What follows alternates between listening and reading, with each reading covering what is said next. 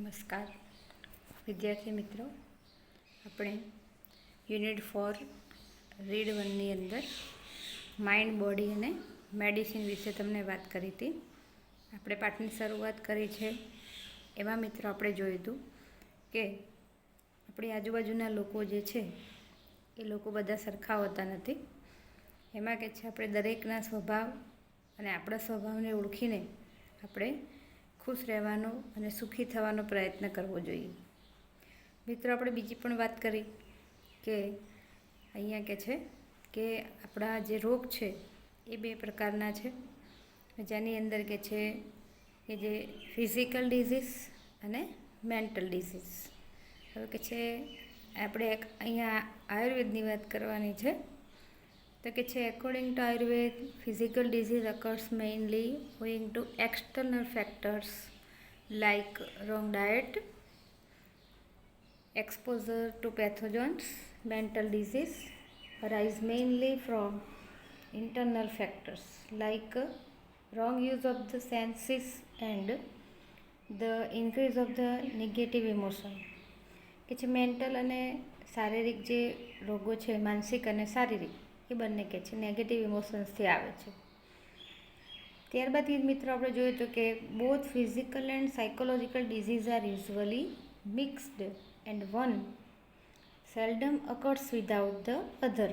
કે છે શારીરિક અને માનસિક રોગો છે એ બંને રોગો મિશ્રણ છે, ભેગા છે, એ બંને એકબીજા સિવાય ક્યારેય કોઈ અસર કરી શકતા નથી. એટલે કે શારીરિક રોગ થાય છે તો એની પાછળ ક્યાંક માનસિક રોગનું કારણ છે, અને જો માનસિક રોગ થાય છે તો એની પાછળ શારીરિક રોગ ક્યાંક ને ક્યાંક જવાબદાર છે. હવે મિત્રો આપણે આગળ જોઈએ તો કે છે some disease like acute infections have almost entirely physical causes and can be treated purely on a physical level. કે છે કેટલાક રોગો કેવા છે, લાઈક એક્યુટ ઇન્ફેક્શન, કે કોઈ પણ પ્રકારનો ચેપ લાગી જાય છે આપણને, કે છે have almost entirely physical causes, શારીરિક કારણોને કારણે. કે છે હવે મિત્રો તમારે ખાસ શારીરિક, ફિઝિકલ એટલે શારીરિક કારણો અને મેન્ટલ એટલે માનસિક કારણો. હવે શારીરિક જે રોગ છે એનું કારણ છે બાહ્ય પરિબળો છે, એ પણ તમારે યાદ રાખતું રહેવું. તો કે છે અને એના કારણે can be treated purely on a physical level. આપણું જે શારીરિક કક્ષાને છે એ કક્ષાના આધારે આપણે આ લેવલથી કામ કરવું જોઈએ.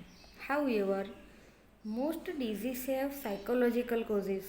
અને તેમ છતાં કે છે મોસ્ટ ડિઝીઝ, કે ઘણા ખરા જે રોગ છે, ડિઝીઝ એટલે મિત્રો રોગ, બીમારી, એ કે છે સાયકોલોજીકલ કોઝિસ એટલે કે માનસિક કારણોને લીધે બને છે. And all lasting disease have psychological effect. પાછું બીજું શું કે છે કે બધા જે માનસિક રોગો છે, ઓલ લાસ્ટિંગ ડિઝીઝ, બધા જ રોગો છેલ્લે શું છે કે માનસિક એની અસર થાય છે. ઇફેક્ટ એટલે અસર. A physical disease disturb the emotion and weakens the senses. હવે કે છે માનસિક જે રોગો છે, આ ફિઝિકલ રોગ છે, એટલે કે શારીરિક જે રોગ છે એ શું કરે છે, ડિસ્ટર્બ ધ ઇમોશન, આપણી લાગણીઓને વેરવિખેર કરી નાખે છે. એન્ડ વીકેન્સ ધ સેન્સીસ, વીકેન્સ એટલે નબળી પાડવી, સેન્સીસ એટલે આપણી લાગણીઓ, ઇન્દ્રિયો, સૂંઘવાની ઇન્દ્રિય છે, સ્વાદ પારખવાની ઇન્દ્રિય છે, એમાં દરેક પ્રકારના જે સેન્સીસ એટલે કે ઇન્દ્રિયો છે બધી એને દુર્બળ કરી દે છે. Which may result into physical trouble. જેના કારણે શું થઈ જાય છે તો કે છે ફિઝિકલ ટ્રબલ, એટલે કે આપણને શારીરિક મુશ્કેલીઓ ઊભી થાય છે. They lead to dietary problems, strain the heart and the nervous and weakens the physical body. હવે કે છે આપણે બીમાર થઈએ તો આપણને ખબર જ છે કે આપણે શારીરિક રીતે દુર્બળ બની જઈએ છીએ, માનસિક રીતે પણ ઘણી વખત થાકી જઈએ છીએ. અને એ આપણને ક્યાં દોરી જાય છે પરિસ્થિતિ, તો કે દે લીડ ટુ ડાયટરી પ્રોબ્લેમ. તમે જ્યારે બીમાર થઈ જાઓ છો ત્યારે કે છે તમારું ડાયટરી એટલે કે આપણી ખાવાની સમસ્યાઓ શરૂ થઈ જાય છે, ખોરાક ભાવતો નથી. બીજું કે છે સ્ટ્રેઇન ધ હાર્ટ, હૃદય ઉપર થોડું દબાણ આવે છે, ચિંતા થઈ જાય છે. And nervous and weaken the physical body, આપણું જે શરીર છે, શારીરિક જે ક્ષમતા છે એ દુર્બળ બની જાય છે અને ચેતાતંત્ર છે એ પણ થોડું દુર્બળ બને છે. એટલે કે ટૂંકમાં આપણે બીમાર પડીએ એટલે આપણને આ બધા લક્ષણો થાય છે. હવે કે છે આ બધા થવાનું કારણ શું છે મિત્રો? તો કે છે in the modern developed world our problems are mainly psychological. કે છે આજના આ વિશ્વ આધુનિક મોડર્ન ડેવલપ્ડ વર્લ્ડ, આધુનિક તો છે પણ વિકસિત જે વિશ્વ છે આપણું, એમાં આપણે આધુનિક બની ગયા છીએ, મોડર્ન બની ગયા છીએ. તો કે છે અવર પ્રોબ્લેમ આર મેઇનલી સાયકોલોજીકલ. આપણી સમસ્યાઓ મુખ્યત્વે માનસિક જ છે. We have sufficient food, clothing and shelter which prevent us from gating the most physical disease. કે છે આપણને વી હેવ સફિશિયન્ટ એટલે પૂરતો ખોરાક. પછી કે છે કે ક્લોથિંગ એન્ડ શેલ્ટર એટલે આશ્રય અથવા મકાન, કે આપણને પૂરતો ખોરાક મળી રહે છે, કપડાં મળી રહે છે, આશ્રય મળી રહે છે. વિચ પ્રિવેન્ટ અસ કે જે આપણને રોગથી બચાવે છે. From getting most physical disease કે છે શારીરિક રોગોથી બચવું હોય તો શેની જરૂર પડે મિત્રો? તો કે છે રોટી, કપડાં અને મકાન. અને ત્રણે ત્રણ કે છે આપણને મળી રહે છે, જેના કારણે આપણું રક્ષણ થઈ શકે છે. Though most of us have no major physical problem, we still suffer from psychological અનરેસ્ટ.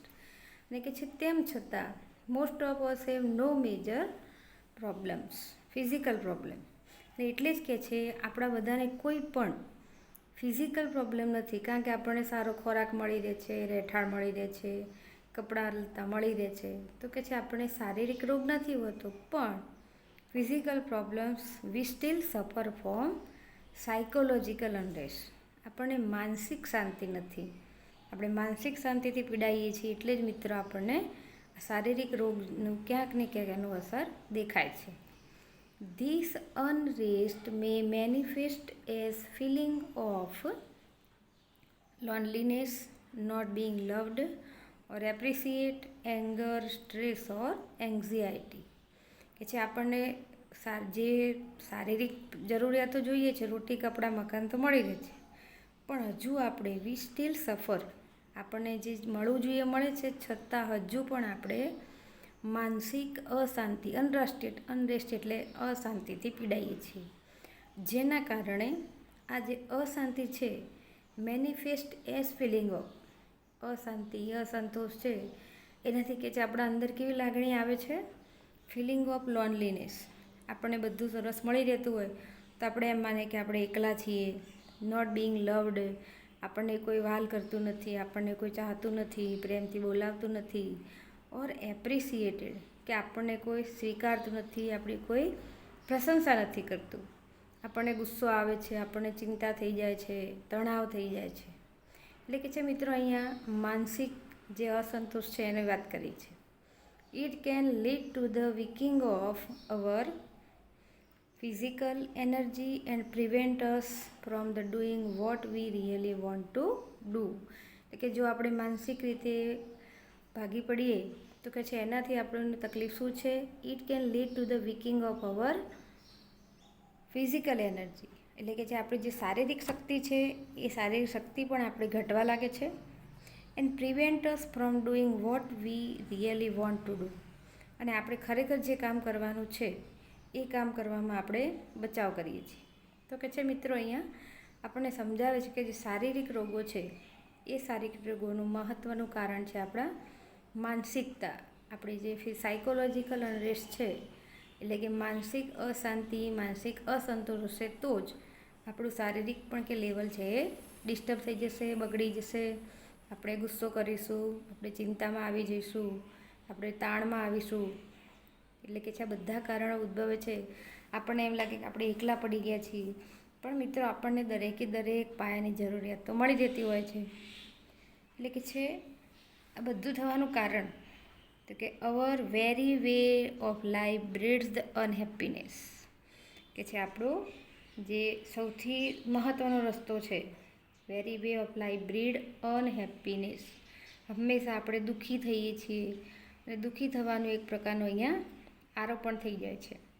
એનું કારણ we have hectic and unstable routine. Hectic એટલે દોડધામ ભર્યું, ક્યાંય શાંતિ જ ન હોય તેવું. Unstable routine in which there is little peace or containment.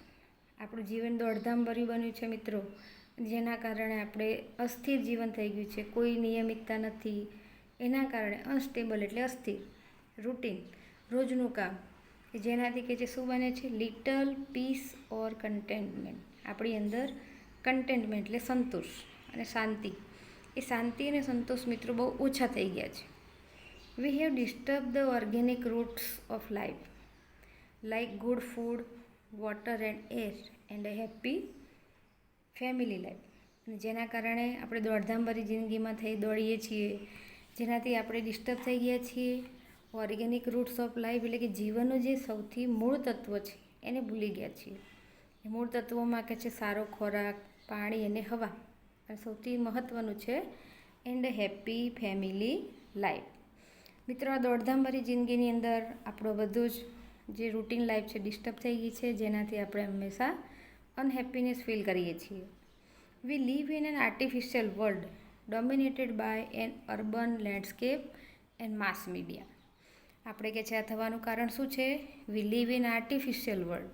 આપણે કૃત્રિમ વિશ્વમાં જીવીએ છીએ કે જે ડોમિનેટેડ બાય, જે બન્યું છે અર્બન લેન્ડસ્કેપ, એ કે શહેરી વિસ્તાર, અને માસ મીડિયા, એક સામૂહિક જે ગ્રુપ છે એ ગ્રુપમાં આપણે જીવીએ છીએ, જેનાથી આપણું જીવન છે ડિસ્ટર્બ બની ગયું છે. આપણે અનસ્ટેબલ છીએ, આપણને પાયાની જરૂરિયાતો મળતી હોવા છતાં પણ આપણે ક્યાંક ને ક્યાંક અસંતોષની લાગણી અનુભવીએ છીએ. તો મિત્રો, આ પાઠની અંદર આપણને સમજાવે છે, આગળ આપણે વાત કરશું, પણ કે છે કે આ પાઠની અંદર કહે છે કે આપણું જીવન આ રીતે આવી પરિસ્થિતિમાં ડિસ્ટર્બ બની ગયું છે, જેના કારણે શારીરિક અને માનસિક રોગો ઉદ્ભવે છે. મિત્રો, જે નવા શબ્દ આવતા હોય આ પાઠમાં તમે સમજતા રહેશો, લીટી કરીને લખતા રહેશો તો વધારે સમજણ પડશે. પાઠ બહુ સરસ છે કે આપણું જીવન આપણે કેવી પરિસ્થિતિમાં કેવી રીતે એને બનાવીએ છીએ અને હવે એને કેવું બનાવી શકીએ છીએ. તો આગળ આપણે આ પાઠ ચલાવીશું કાલે, અને અત્યારે આટલે સુધી ખાસ સમજી લેશો. Thank you.